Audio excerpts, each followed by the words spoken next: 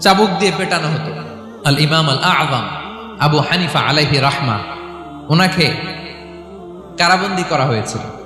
তার মানে দেখেন, যত বড় বড় স্কলার, যত বড় বড় মাশায়েখ, এমনকি আম্বিয়া আলাইহিmus সালাম, ওনারাও পরীক্ষা বিপদ আপদ থেকে রেহাই পাইছে।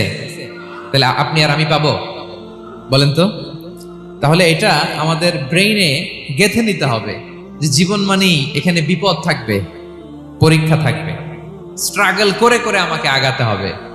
কেউ আমার জন্য রেড কার্পেট বিছিয়ে রাখবে না। এই জীবনটা বড় জটিল। This is life, how it's design. এভাবেই পৃথিবীকে ডিজাইন করা হয়েছে।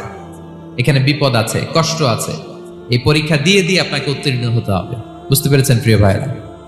নাও দ্য কোশ্চেন অ্যারাইজ, এখন প্রশ্ন হচ্ছে কেন আল্লাহ এই পরীক্ষা নেন? কেন আল্লাহ তাআলা সূরা মুলকে বলেছেন এই পৃথিবী সাজানোর, এই জীবন